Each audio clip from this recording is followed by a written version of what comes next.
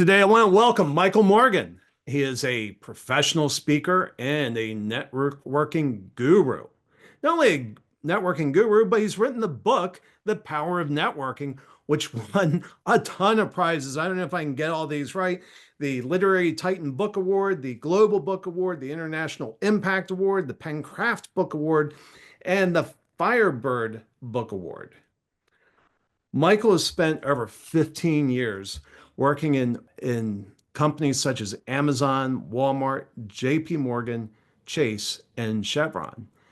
What's really cool is networking has been a common thread in his career and the power of that and what that's meant. In some ways, we could say, well, hey, of course it's important, but I think it's worth listening in because I think there's going to be some nuggets of wisdom Michael's going to share with us. Michael, welcome. Thank you. I love your podcast. It's a pleasure to be a guest on here today. I've been looking forward to it, and we got to connect last Friday in person. That was so neat. I wish I had a Lex Friedman, Joe Rogan type studio so we could have done this in person. Maybe that day will come. Hey, if you ever get your own studio, let me know. I'd love to come meet you again. Yeah. So, and what I didn't mention was you went to Penn State, you got your undergrad at Penn State and your graduate at your MBA at Carnegie Mellon, rather. Yes, exactly. Yeah. So did undergrad and MBA both in Pennsylvania, MBA in Pittsburgh, and then undergrad at State College, Pennsylvania. Okay. Cool. I know that part of the state doesn't eat scrapple. Maybe one day it will make its way out there. I grew up eating scrapple, love it dearly. Yeah, Scrapple's good. It's been a long time since I had some Scrapple, but you're bringing back some good memories. You know, the weirdest place I've ever had scrapple is Iwakuni, Japan. About Really? 30 miles from Hiroshima, I had now obviously they were Americans who grew up, well, actually, one of the person who made it grew up in Nebraska, but her husband was from Delaware. And so she figured out how to make scrapple and she'd make it in Japan. Oh, that's fantastic. That's an experience, something that you wouldn't expect. And that it was a very pleasant surprise. So when you were when you were at Penn, you joined a fraternity and seems like a lot of your networking kind of stems back to joining that fraternity. Yes, absolutely. Being a part of the fraternity has been an invaluable resource for me. It's funny when I speak with a lot of people look at Greek organizations, fraternities, sororities as a 3, 4 year organization while they're in college. My experience, my fraternity has been a big part of my network for my entire life. So when I was at Penn State, I actually put together an event on campus for all students. At the time, I was a president of an organization called Black Male Leadership Symposium, as well as a member of my fraternity, Kappa Alpha Psi. I was treasurer for the fraternity. So I put together an event where I brought in representatives from JP Morgan to come speak to the students. And it was an event put together by both organizations that I was a part of. One of my fraternity brothers, who I had never met, but he worked at JP Morgan and he heard about the event that I was putting together and he reached out. He asked me who my contact was on the Kappa Alpha Psi side. He thought I was just the president of the Black Male Leadership Symposium. I let him know, like, hey, actually, I'm in the fraternity as well. I'm representing both organizations. Just based off the strength of us being in the same fraternity, he asked me for my resume. He reviewed it. He tailored my resume for a role within JP Morgan. He told me about an opportunity for a rotation program within the company. He interview prepped me for the role. So he basically set me up for success to get the role. And I'd never met him. I still haven't met him. I've known him for, at this point, probably close to 15, 16 years. So he helped set me up for my first role out of Penn State. And when I joined the company, what I realized was there was a Kappa initiative. They hired a certain amount of individuals from Kappa Alpha Psi every year. So I worked in the Delaware office, but there were Kappas that worked in New York, there were Kappas that worked in Ohio, in Delaware, in Florida, And once a quarter, we would have Kappa calls. And I had the support of the entire fraternity that worked. There's probably 100 of us across the country, and we get on calls and we would support each other, which was valuable for me. It's my first role out of college. A lot of people, when they graduate and they have that first role, it's difficult transition for them. And the fact that I had this support structure of these individuals that I had never met, but because we have the bond of being in a fraternity, it really helped catapult my career as soon as I graduated. So it's been an amazing experience for me. Like when you join an organization, a fraternity on campus, like you have your reasons for doing so. You just, at least for me, I didn't realize the long-lasting impact and the network that was at my disposal. Yeah. And since then, I graduated from Penn State. I moved to Delaware. I moved to Pittsburgh. I moved to Houston. I moved to Seattle. I moved to Oakland, and now I'm in Austin. And I tell people my journey moving around the country for different job opportunities for, pursue my graduate degree. And a lot of people are in shock. And they're like, how are you able to move to so many different places? You don't know people in these different locations. I know anywhere that I go, whether it's domestic across the country or global, I have the support of my fraternity. And every place that I've moved to, someone that I know someone else that's a fraternity brother that lives in the same city that can help me navigate and help me with the transition. So, I mean, fraternity is just one aspect of my network, but they are such a big aspect that has been so influential in my ability to excel in my career.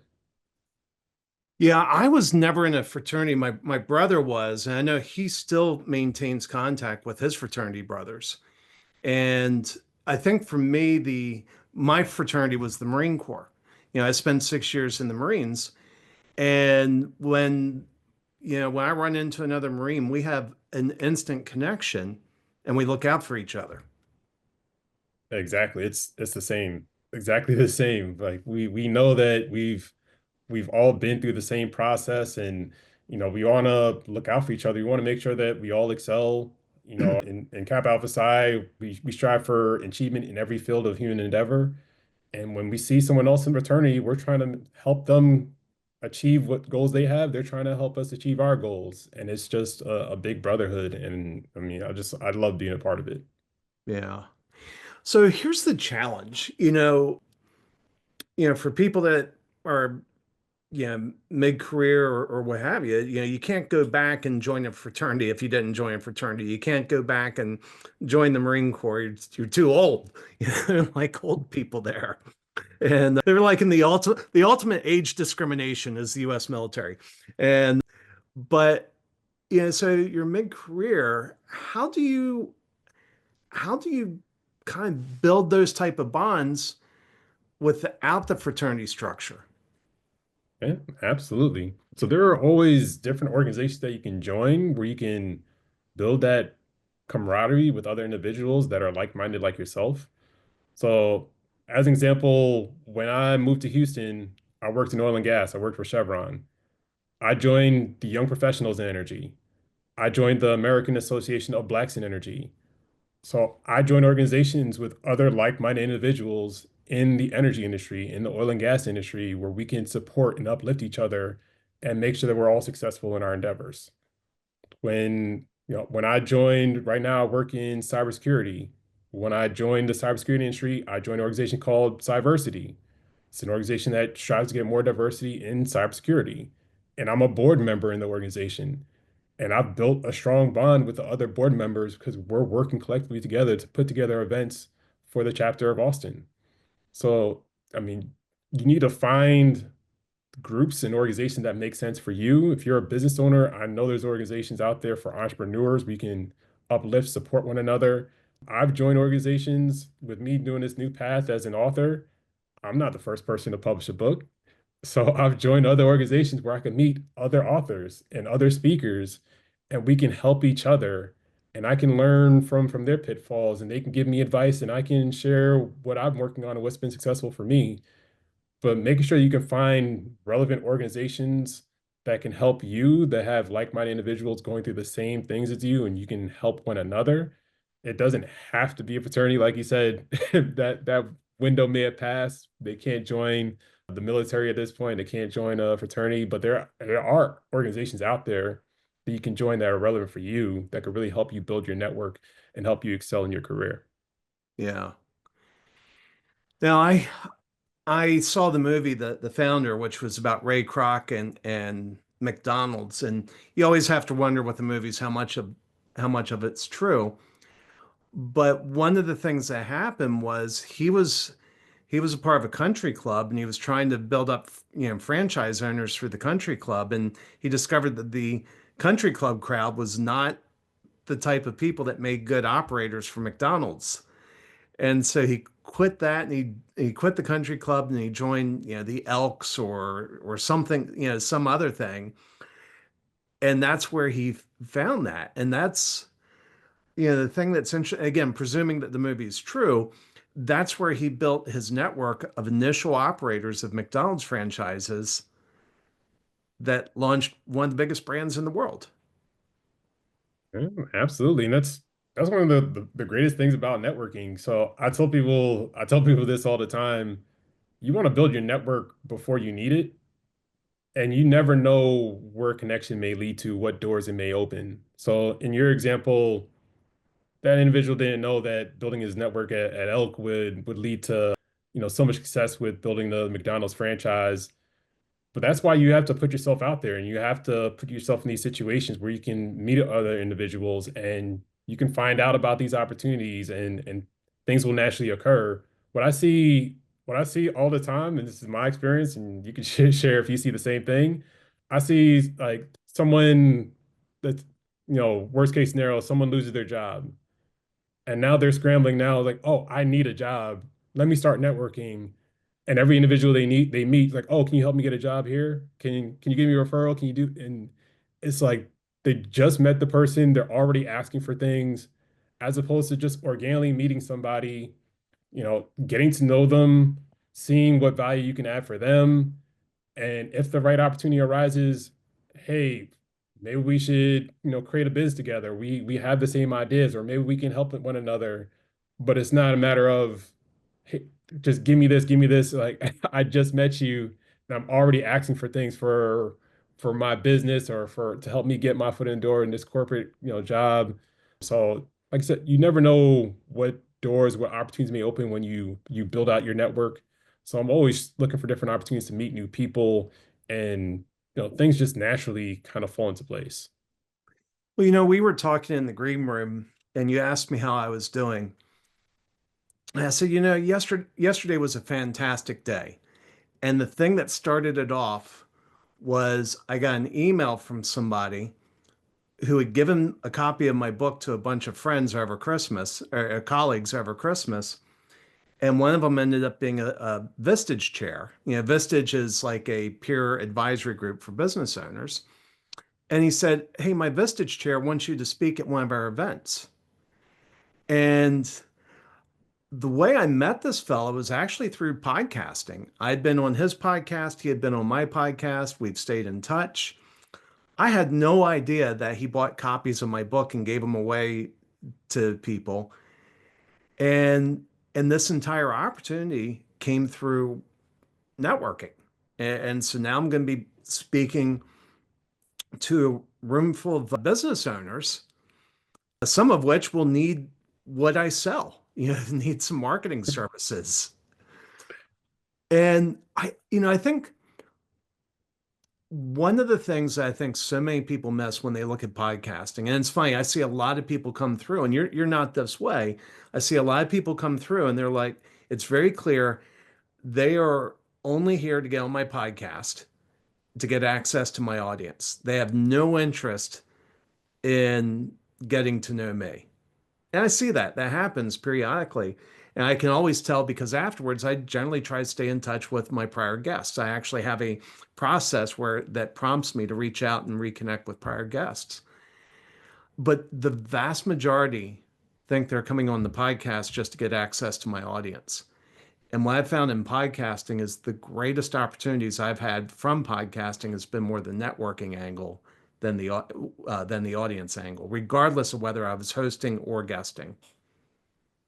Yeah, no, you bring up a fantastic point. And I've honestly I've been doing the same. I've been on a lot of podcasts and I make sure I follow up with the person that I connected with, the host, whether that's on LinkedIn, whether that's on Instagram, whether that's through phone. I know we've exchanged phone numbers, but I think that's critical. And genuinely tried to build relationships with everybody. But yeah, that's like I said, that a lot of times, this is just my experience. I feel like there's a bad misconception when it comes to networking where people look at it as transactional. Like what can I get out of this? And I like when I meet people, I'm genuinely trying to get to know them. Like I want to know your hobbies. I want to know your interests, your family, your goals. People in my life, I've been to so many weddings and birthday celebrations. Like they become my friends. They become my family. And I feel when you treat people as individuals and, get to know them as people, not just obviously we all have jobs and, work is what we do, but it's not who we are. I Yeah. actually spend the time to get to know people as individuals. And to me, those have made the most lasting relationships. And when you're talking about how a lot of people view networking, as transactional and maybe negatively, I think of one, probably the biggest networking group is BNI, and I've never been to a BNI event, but I can always spot when somebody's inviting me to one. They just have a certain way about them, and it does feel very transactional. And Yeah. and I think what happened, I mean, my understanding of BNI is you show up and you have to make referrals and they hold you accountable to that. And the thing that worries me about that is, and the reason I've never gone is, well, what if I go and I meet these people and I don't have anybody I can refer to them? It's not that I don't want to, but what if I don't have somebody I can refer? And I just feel like it puts me in a unhealthy mindset. Yeah, I completely agree. Especially if they have those type of criteria where you're forced to bring in people. I mean, if you're a part of a good organization, you shouldn't actually want to expand it out to your network. You shouldn't have to have a criteria where you have to do X amount of referrals over a certain amount of time period. When I have all the organizations I've been a part of, when I have a good experience, I'll catch up with people in my network, friends, family, and I'll catch them up like, hey, I'm a part of this organization. I just went to this event and I thought it was beneficial. And they'll ask me about it.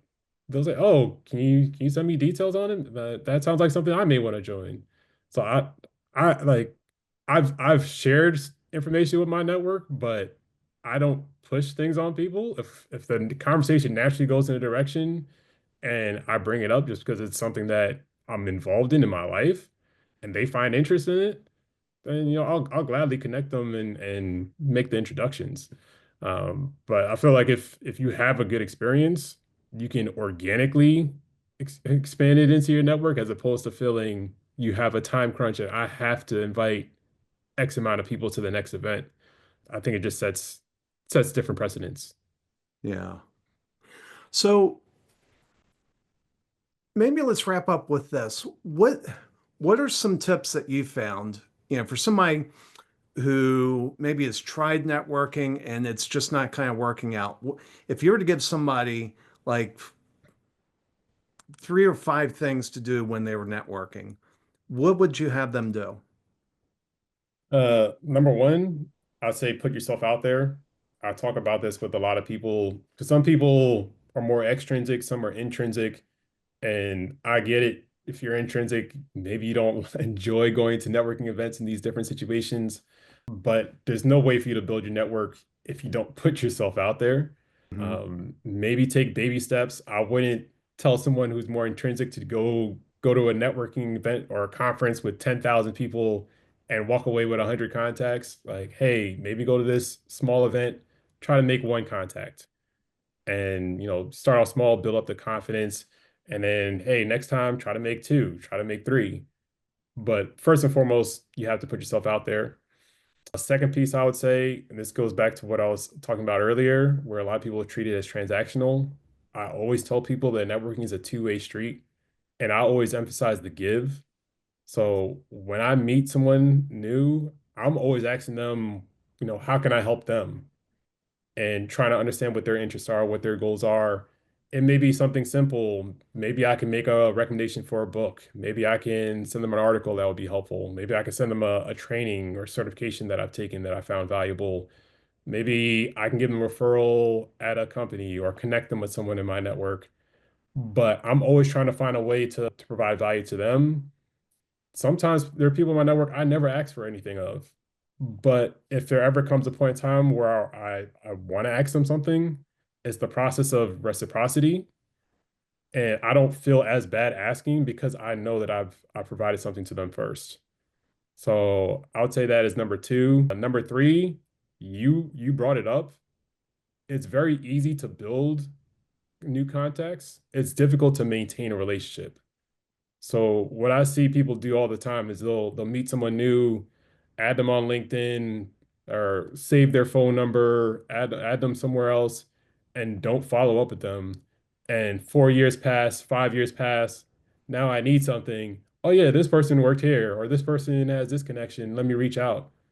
Well, you've kind of hurt the relationship at that point. You haven't talked to them in 5 years, and the first time you reach out 5 years later, it's because you need something. So what I do is very similar to you. I'm methodical. I keep a spreadsheet of some of the top contacts I've made throughout my life, and I'll keep notes like who they're married to, who are their kids, what are their hobbies, what are their interests, and I'll just follow up every once in a while. Like, hey, I haven't talked to you in the last 6 months. Hey, I haven't talked to you in the last year. How are things going? I know that you like to travel. What was the last place you went to? I know you like to run races. What was the last race that you did? And that way I'm maintaining that connection. And I mean, it's work to maintain relationships, but that way there's not a lull in time where I haven't talked to the person in 5 years, 10 years, and now I'm trying to reach out when I need something. So you want to make sure that you're maintaining your relationships, be very methodical about reaching out, and it's you have to you have to understand your relationship with each individual. There's some people in my network I speak to every week, some people I speak to monthly, some people quarterly, some annually. But you have to understand your relationship and like how often you should be reaching out. But maintaining contacts, that's the difficult part.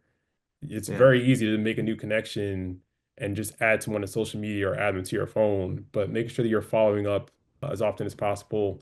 And then the last piece I would say, technology is great, and I leverage technology as much as possible. We have, FaceTime, we have Zoom, we have all these different ways, Slack, ways to communicate. Uh, I don't think anything can replace face-to-face interaction. So I love the fact that, we both live in Austin. I was able to meet with you in person last week. If I'm traveling to different cities, countries, and I know someone in my network lives there, I'll reach out like, hey, I'm in your city for a weekend. Are you free for coffee? Are you free for lunch? You know, like trying to find ways to have that face-to-face interaction. I said I work in cybersecurity. I work a fully remote role. I make a point to go to headquarters once a quarter and have that face-to-face interaction with individuals. I don't have to. That's not a requirement, but I think it's good for us to build relationships and have that face-to-face interaction. So, whenever possible, I strongly recommend that face-to-face interaction, grabbing lunch, grabbing dinner, or grabbing coffee, whatever have you. I'd say it makes a huge difference. Yeah. Yeah, no, and it's funny when, I was telling you about my speaking event, I got invited to speak to a Vistage group and it's down in Houston, and I'm starting to think, okay, who are the people in Houston I want to connect with while I'm down there? Because yeah, it's maintaining that relationship. Well, Michael, this has just been absolutely amazing. Your book is The Power of Networking. I think people should go out and buy that. And you speak, you speak to groups about this. And what type of groups do you speak to? It's pretty wide range. I've spoken at universities, I've spoken for organizations, for companies, conferences. So I'm pretty flexible, and if people are willing to reach out and let me know, I'm here to solve problems. So on an individual case by case basis, I try to understand what groups are looking for, and if I'm a right fit to step in and share my knowledge and tutelage to help solve that problem for that group, I'm more than willing to speak there. Excellent. How do people reach you? The easiest way is my website. So I have my own website, Michael V. Morgan. V is in Victor, michaelvmorgan.com. So you can go on my website and there's a contact me form. You send a message, it comes to me directly. You can also connect me on LinkedIn, Michael V. Morgan on LinkedIn. But those are probably the two easiest ways to reach out and connect. Excellent. Well, thanks for coming on Leaders and Legacies. Oh, thank you. Like I said, it's a pleasure to be a guest here.